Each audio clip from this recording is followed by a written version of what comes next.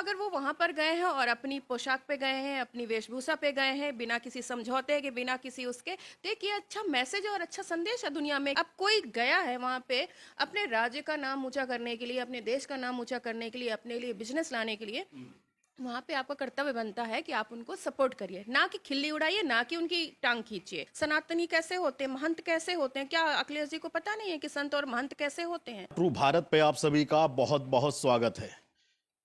उत्तर प्रदेश के 2 बार लगातार से मुख्यमंत्री और बीजेपी के फायर ब्रांड नेता योगी आदित्यनाथ इस वक्त विदेश के दौरे पर हैं। पहले सिंगापुर, उसके बाद में जापान, और जापान और सिंगापुर से एक बहुत बड़ा इन्वेस्टमेंट यूपी के लिए आने वाला है। लेकिन वहीं सियासत भी तेज है। अखिलेश यादव का कहना है कि योगी जी जापान का नाम ना बदल दें, क्योंकि उनको नाम बदलने की आदत है। और ये भी कटाक्ष अखिलेश यादव की तरफ से किया गया कि जो लोग पहले भी जापान से एमओयू लाए थे, उनका क्या हुआ, उनसे कितने रोजगार मिले। और उनका यह भी कहना है कि विदाई से पहले ये ऐसे मुख्यमंत्री हैं जो विदाई से पहले घूमने जा रहे हैं, वरना लोग विदाई के बाद में जाते हैं। मेरे साथ में शशि पांडे जी हैं, इनसे जानेंगे कि जो योगी आदित्यनाथ का जापान का जो विदेश का दौरा है, क्या वाकई आज योगी आदित्यनाथ की जो छवि है जो विश्व पटल पे बनती जा रही है, उसको किस तरीके से देखते हैं, और जो इन्वेस्टमेंट यूपी में आएगा उसके बारे में क्या कहना है। मैडम, धन्यवाद समय देने के लिए। ये बताइए, जो लोग कहते थे कि भगवा सिर्फ यूपी तक रहेगा, योगी आदित्यनाथ की सीमाएं सिर्फ उत्तर प्रदेश तक है, आपको क्या लगता है आज जापान और उससे पहले सिंगापुर, क्या लगता है आपको आज योगी जी की छवि? सबसे पहले तो आपको बहुत बहुत बधाई, आपने इतना अच्छा मुद्दा उठाया है। क्योंकि हमेशा हम नेगेटिव बात करते हैं और आप ये पॉजिटिव बात लेकर के हैं, सकारात्मक पहलू है कि हमारे किसी राज्य का मुख्यमंत्री बाहर गया है ऐसे विदेश यात्रा पर, किस लिए? व्यवसाय लाने के लिए, बिजनेस लाने के लिए। अब इसमें मैं हमेशा कहती हूं कि आप राजनीति करिए, जो विपक्षी पार्टियां हैं, बिल्कुल विपक्ष का मजबूत होना बहुत जरूरी है, क्योंकि इससे तो क्या कहेंगे, उत्सुकता आ जाएगी कि भाई एक छत्र राज्य हो जाएगा तो मनमानी हो जाएगी। तो विपक्ष का होना बहुत जरूरी है और सशक्त विपक्ष होना चाहिए। लेकिन विपक्ष का कार्य ये भी है कि जहां पर सकारात्मक काम हो रहा वहां पर आप पीठ भी थपथपाइए, उनको शाबाशी भी दीजिए, वहां पे टांग खींचने वाला काम मत करिए। मैं कहती हूँ जब भी विदेश की धरती पर आप जाते हैं तो भारत की बुराई मत कीजिए। जहां पर आप उसको एक पायदान ऊंचे ले जाने की कोशिश कर सकते हैं वहां पर तो आप कोशिश करिए। अब कोई गया है वहां पे अपने राज्य का नाम ऊंचा करने के लिए, अपने देश का नाम ऊंचा करने के लिए, अपने लिए बिजनेस लाने के लिए, वहां पे आपका कर्तव्य बनता है कि आप उनको सपोर्ट करिए, ना कि खिल्ली उड़ाइए, ना कि उनकी टांग खींचिए। और सबसे बड़ी बात कि उन्होंने जो एक सनातन का एक मैसेज दिया है ना, देखिए सनातन जो है, मैं सनातन की जब बात करती हूं तो सनातन पे समझौता नहीं होना चाहिए, ये हर एक सनातनी का कर्तव्य होना चाहिए। और योगी महाराज जी जो मतलब मुख्यमंत्री जी तो है ही है, वो महाराज भी हैं क्योंकि संत है, महंत है। तो अगर वो वहां पर गए हैं और अपनी पोशाक पे गए हैं, अपनी वेशभूषा पे गए हैं, बिना किसी समझौते के, बिना किसी उसके, तो एक ये अच्छा मैसेज और अच्छा संदेश है दुनिया में कि सनातन के प्रति, कि वो अपनी वेशभूषा में गए हैं और अपनी संस्कृति को लेकर के वहां पर गए हैं। तो लोग दुनिया में जानेंगे कि सनातन क्या होता है, लोग ये भी देखेंगे कि अच्छा ऐसी भी कुछ पोशाक होती है सनातन की। तो ये एक तरीके से बिजनेस का तो बढ़ावा होगा ही होगा, सनातन का भी बढ़ावा है। एक तरह से हमारी संस्कृति को उन्होंने रिप्रेजेंट किया है वहां पे, ये बहुत खुशी की बात है। जी, अखिलेश जी का कहना है कि जापान का नाम बदल कर वो आदित्यपुरम ना कर दें, क्योंकि उनको नाम बदलने की आदत है। तो ये राजनीतिक व्यंग किस हद तक ठीक मानते हैं? सबसे पहले तो मैं ये बात जानना चाहती हूँ कि क्या जो लोग नाम बदलने की बात करते हैं, क्या उन्होंने कभी इतिहास नहीं पढ़ा है क्या, कि भारत में जो राज्य थे, जो जगहें थी, उनके नाम पहले क्या थे? पहले हिंदू नाम थे सभी के, क्योंकि सनातन का यहाँ पर वर्चस्व रहा है और हम सभी सनातनी, और हम सब जानते हैं कि यहाँ पे नाम क्या थे राज्यों के और उन जगहों के नाम थे। दिल्ली का नाम क्या था? जी, इंद्रप्रस्थ। इंद्रप्रस्थ नाम था। यहाँ पे जो गलियां हैं, जो रोडें हैं, वो अकबर रोड, लोधी रोड, क्या मतलब है इन नामों का? ये इन नामों का कोई जरूरत ही नहीं है भारत में। तो जो नाम पहले थे, कम से कम आप उनको उन्हीं, अब हम कह दे कि अगर किसी का नाम अखिलेश जी है मान लीजिए, और कोई आया और उन्होंने उनका नाम बदल दिया, उनके घर में परिवार में किसी ने आया और ना उनका नाम बदल दे, तो क्या उनके जो पूर्वज होंगे वो चाहेंगे नहीं, या उनके जो अग्रज होंगे वो चाहेंगे नहीं कि जो हमारे वर्चुअल जो नाम था, ओरिजिनल नाम था, वर्चुअल नहीं, ओरिजिनल नाम जो था वही आ जाए? तो ये ओरिजिनल नाम की तरफ हम लौट रहे हैं, ना कि हम नाम बदल रहे हैं। तो ये गुमराह करना कि बस नाम बदलते हैं, नाम नहीं बदलते हैं, वो अपनी पुरानी स्थिति को लौटाया जा रहा है। उनके जो नाम थे, ओरिजिनल नाम जो थे, वही दिए जा रहे हैं। योगी जी की जब से विदेश से फोटो आई है सोशल मीडिया पे, एक तबके में ये लहर है कि योगी जी आने वाले देश के पीएम बनेंगे, क्योंकि कुछ लोगों को लगता था कि भगवा तो सिर्फ यूपी तक, लेकिन आज वो बाहर भी हैं। तो आपको लगता है कि एक विश्व पटल पर योगी जी की छवि बनती जा रही है? देखिए, इसको मैं सिर्फ भगवा तक केंद्रित नहीं करूंगी, क्योंकि भगवा तो है ही अपने आप में, लेकिन मैं भगवा तक केंद्रित नहीं करूंगी। उनकी जो कार्यशैली है, आज आम जनता, हर एक आम जनता, आप कहीं भी कमेंट देख लीजिए, मैं कह रही हूँ किसी जो पॉलिटिकल बंदा है उसकी बात मत सुनिए, जो आम लोग हैं, और बहुत सारी ऐसी घटनाएं होती हैं, और जब उन पे कमेंट पढ़िए, मैं अक्सर कमेंट सेक्शन में जरूर जाती हूँ, क्योंकि वहां पे आम लोग होते हैं, और मैं उनके कमेंट सेक्शन पढ़ती हूँ कि हमें भी योगी जी जैसा मुख्यमंत्री चाहिए। तो ये आम जनमानस की धारणा है, और वो चाहते हैं, क्योंकि लोग तंग आ चुके हैं, भ्रष्टाचार से तंग आ चुके हैं, घटनाओं से तंग आ चुके हैं। कितनी बात हम सुनते हैं कि बच्चे चोरी हो रहे हैं, ऐसा हो रहा है, वैसा हो रहा है, चोरी हो रही है, मार रहे हैं लोग एक दूसरे को, लोगों की सुनवाई नहीं हो रही है। तो लोग क्या है, वो लोग चाहते हैं कि तुरंत हमें न्याय मिले। तो जब न्याय की बात आती है तो नाम आता है योगी जी का। तो सभी आम जनमानस जो है वो चाहता है। मैं ये भी नहीं कह रही हूँ सिर्फ हिंदुओं की बात नहीं है, यहाँ पर बहुत सारे मुस्लिम भी, अब आप जाइए वहां पे जो माहौल है ना वो चेंज हो चुका है। बहुत सारे मुस्लिम भी कहते हैं कि योगी जी बढ़िया काम कर रहे हैं, जो गलत है बस उसी को परेशान किया जा रहा है। परेशान भी नहीं किया जा रहा बल्कि उसको ठीक किया जा रहा है, उसको परेशान करना नहीं कहेंगे। तो बहुत सारे मुस्लिम भी अब इस चीज को मान गए हैं। पहले एक हवा बनाई जा रही थी कि नहीं, योगी जो है वो मुस्लिमों को तंग करते हैं। तंग नहीं करते हैं, जो गलत थे उनको उनको सजा दी गई है और उनको हटाया गया, उनको बल्कि मैं कहती हूँ उनको सुधरने का भी मौका दिया गया। ऐसा नहीं कि बस हम गए और हमने कार्रवाई कर दी, उनको पहले नोटिस दिया जाता है या उनको समझाया बुझाया जाता है। जब उससे बात नहीं बनती तो फिर आगे कार्रवाई की जाती है। तो आम जनमानस है वो यही चाहता है कि हमें योगी जैसा मुख्यमंत्री चाहिए। अखिलेश जी कह रहे हैं कि विदाई होने वाली है योगी जी की। आपको लगता है कि 27 में योगी जी जाने वाले हैं? मैंने कहा ना कि आम जनमानस को देखिए, नेताओं की बात मत सुनिए। जो भी आप, इतने सोशल मीडिया प्लेटफॉर्म है, इंस्टाग्राम हो गया, फेसबुक हो गया, यूट्यूब हो गया, ट्विटर हो गया, आप उन पर जाइए और आम लोगों के कमेंट पढ़िए, आपको आम जनमानस की राय पता चल जाएगी कि योगी जी जाने वाले हैं या लोग योगी जी को लोग नेक्स्ट पीएम के रूप में देखना चाहते हैं। आपको क्या लगता है कि नेक्स्ट पीएम के रूप में कितने % लोग आज भारत में चाहते हैं कि योगी जी बने? मेरे ख्याल से मैं इसको 100% भी कह सकती हूँ, लेकिन हो सकता है सभी लोग सहमत नहीं हो।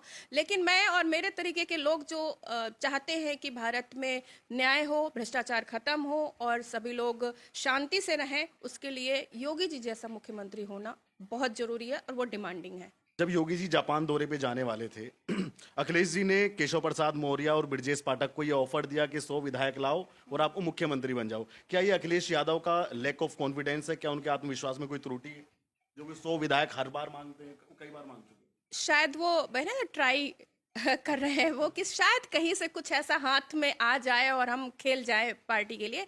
लेकिन मेरे ख्याल से जो पार्टी के नेता हैं या योगी जी का जो जितना भी सर्कल है, उनका परिवार कह दिया जाए, वो सभी समझते हैं कि हमें किस तरफ रहना। और ये शायद उनका ये जो लॉलीपॉप देना है अखिलेश जी का, शायद ये काम नहीं आ रहा है उनके, और वो अब इस तरीके की भी तिगड़म कर रहे हैं कि शायद आम जनमानस के दिलों में तो नहीं वो छाप बना पा रहे, तो शायद इस तरीके से हम सत्ता में आ जाएं। तो जरूरत है विपक्ष को, अगर किसी को सत्ता में आना है तो पहले जरूरत है आप आम जनमानस के मनों में आप पहले अपनी छाप बनाइए, उनके मन में कॉन्फिडेंस लाइए कि हाँ हम आपके लिए हैं। ऐसा नहीं कि हम सत्ता में आ गए और फिर भूल गए आम जनमानस को कि उनकी भी कुछ दिक्कतें हैं। तो जब तक आप लोगों को नहीं समझेंगे, जनता को नहीं समझेंगे, तब तक आप सत्ता में नहीं आ सकते हैं। तो अब शायद उस तरीके से नहीं तो इस तरीके से, तो वो कोशिश तो कर रहे हैं आने की। अब वो कैसे आएंगे ये तो समय बताएगा। महिलाएं आज कितना सिक्योर फील करती हैं अपने आप को यूपी के अंदर? आप हैं, आप शिक्षिका हैं, पढ़ाती हैं, आपकी बेटी भी स्कूल जाती होगी, ट्यूशन जाती होगी, कॉलेज में जाती होगी, आपकी माता जी भी आती होंगी, जाती होंगी, सास भी होंगी। तो आज महिलाएं कितना सिक्योर फील करती हैं? देखिए, मैं सहित आप भी जानते हैं कि थोड़े दिन पहले नोएडा का क्या हाल था कि लोग शाम को कार से भी निकलना सेफ नहीं समझते थे। बाइक वाइक की तो खैर बात छोड़ दीजिए, और फैमिली के साथ तो बात की बात है, लोग सिंगल भी आने जाने में डरते थे। यही रोड रेज होती थी, कहीं कोई किसी को मार रहा है, छीन रहा है, कोई किसी को गोली मारे दे रहा, कुछ भी, मतलब घटनाएं, बहुत घटनाएं होती थी। और आज की डेट में रात को 11-11, 12-12 बजे तक हम आते हैं काम करके, और बहुत सारे बच्चे हैं जो यहाँ कॉलेज है, पता ही आपको, हब है ग्रेटर नोएडा कॉलेज इसका, लोग पता नहीं कहाँ कहाँ दिल्ली एनसीआर से यहाँ पढ़ने के लिए आते हैं, और सब पूरे सेफ रहते हैं बच्चे। कोई टेंशन नहीं है, अगर नोएडा में है तो कोई टेंशन नहीं है कि हाँ सब कुछ ओके है। और हम भी रात में आते हैं कहीं से भी इस उसमें नोएडा में, तो कहीं कोई टेंशन नहीं, कहीं कोई डर नहीं लगता। और अब तो ये मतलब एक भुक्त भोगी हूँ कि हाँ मैं यहाँ पर हूँ और मैं यहाँ का माहौल देख रही हूँ कि जो एक हम बात सुना करते थे दिल्ली में रह करके कि अच्छा, पहले मैं दिल्ली में रहती तो पहले सुना करती थी कि अच्छा नोएडा सेफ नहीं है, नोएडा में इतनी घटनाएं हो रही हैं, छीना झपटी हो रही है, मार रहे हैं, लूटपाट हो रही है, वो सब कुछ खत्म हो चुका है।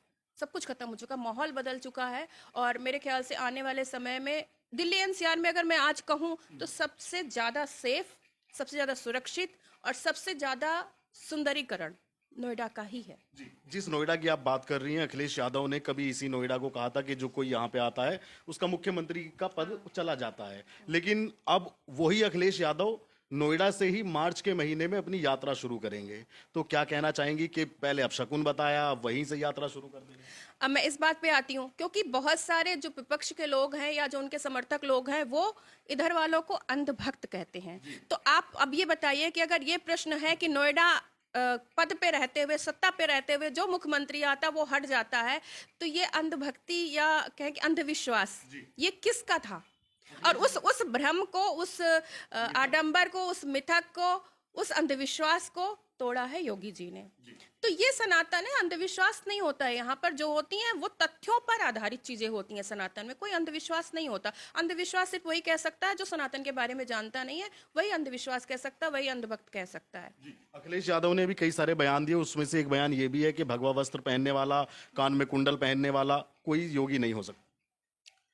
अब ये तो उनकी, मैंने कहा ना, ये उनकी समझ है। क्यों नहीं भाई, वो तो प्रथा है जो उन्होंने कहा कि भगवा पहनने वाला, कान में कुंडल पहनने वाला, तो और भगवाधारी कैसे होते हैं, सनातनी कैसे होते हैं, महंत कैसे होते हैं? क्या अखिलेश जी को पता नहीं है कि संत और महंत कैसे होते हैं? या शायद उनको इस परंपरा के बारे में मालूम नहीं है कि संत महंत कैसे बनते हैं?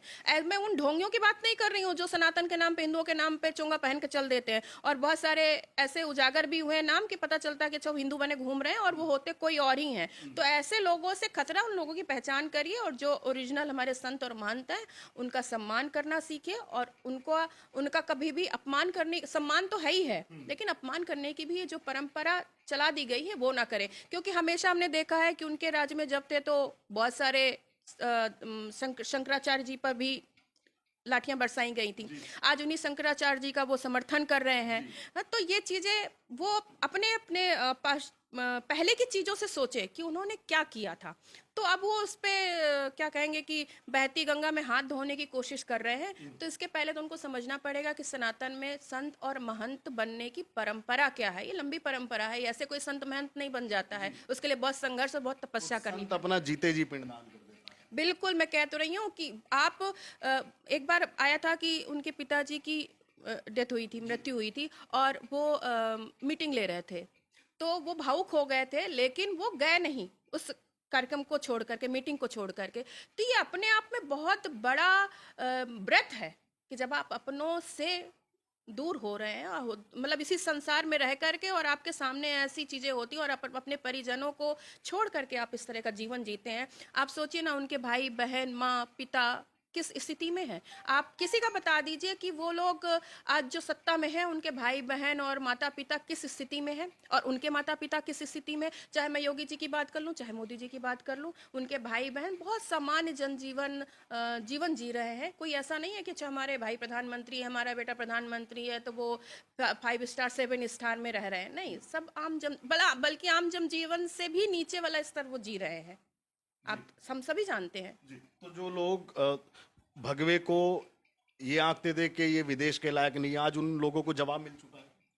मेरे ख्याल से तो बहुत ज़्यादा और बहुत अच्छे से जवाब मिल चुका है। और शायद इसीलिए ये जो बौखलाहट है, चिंता है, तनाव है, तो वो शायद इस तरीके के कटाक्ष करके अपने मन को शांत कर रहे हैं किसी तरीके से। और मेरे ख्याल से उनको कटाक्ष करें, व्यंग करें, सब कुछ करें, लेकिन वो देश के परिधि में रह करके। जब बात बाहर विदेशों की हो और बाहर विदेश में भारत की छवि की हो, तो वहां पर सोच समझ करके तोल मोल के बोलना चाहिए, क्योंकि इससे भारत की छवि पे नुकसान होता है। कल एक गाना रिलीज हुआ है अखिलेश यादव के फेसबुक पे, वो अपलोड है। उसमें अखिलेश यादव को 2027 के लिए यूपी का राजनीति में शेर बताया गया है। देखिए अब देखिए मैं इस चीज़ को गलत नहीं मानती हूँ क्योंकि समर्थक तो उनके भी हैं, तो मैं इस चीज़ को गलत नहीं मानती हूँ। ठीक है, शेर है, अच्छी बात है, शेर बने। और हाँ, अगर गाने की बात है तो मैंने वही बात बोली ना कि समर्थक उनके भी हैं, तो गाने बनने से कोई ऐसी दिक्कत। असलियत में शेर किसको मानती हैं? आज आप योगी आदित्यनाथ को मानती हैं, मायावती को मानती हैं, चंद्रशेखर आजाद को मानती हैं, या योगी आदित्यनाथ को मानती हैं? कौन शेर है असली? अ, आज की डेट में तो बिना किसी डाउट के, बिना किसी शंका के, मैं ही नहीं, आम जनमानस जितना भी है, उत्तर प्रदेश ही नहीं, अनेक राज्यों में जो, मैं कहती हूँ सबसे ज्यादा चर्चा किस राज्य के मुख्यमंत्री की होती है, वो नंबर 1 पे आएंगे योगी जी, और दूसरे नंबर पर आएंगे हेमंत बिश्वा जी।